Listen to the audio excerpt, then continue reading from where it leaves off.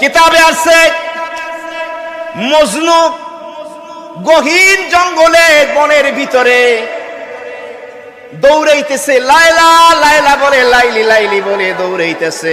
লাইলি মজনুর ঘটনা Jalaluddin Rumi রহমাতুল্লাহ আলাই তার প্রসিদ্ধ গ্রন্থ মাসনবী শরীফে এনেছেন।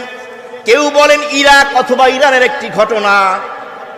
আশেক এবং মাসুক ভালোবাসা বোঝানোর জন্য দৃষ্টান্ত দেওয়া হয়, উপমা দেওয়া হয়। একজন আবেদ ইবাদত গুজার বান্দা গহীন জঙ্গলে নামাজ আদায় করতেছে।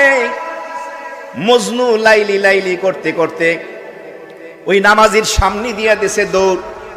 আবেদ ব্যক্তি, নামাজি ব্যক্তি ধাপ করে মজনুর কলার ধরছে।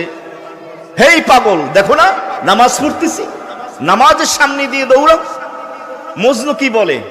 মজনু বলতেছে, কিসের ঘোড়ার নামাজ পড়ো বেটা, আমি আমার লাইলির প্রেমে এত মগ্ন হয়ে গেছি, কে নামাজ পড়তেছে কে পড়ছে না আমার খবর নাই। তুমি তোমার আল্লাহর সামনে দাঁড়াইছো, কে যাইতেছে সেই খবর আছে। লা সালাতা ইল্লা বিহুজুরিল কলব, ওই নামাজ নামাজ না যেই নামাজে অন্তর মাওলামুখী হয় না।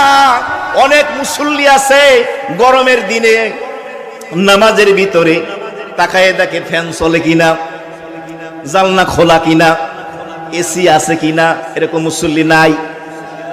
আবার চুলকায়, পারলে চুলকাইতে চুলকাইতে কাপড়ই খুলে ফেলায়। নামাজের ভিতরে কি অবস্থা!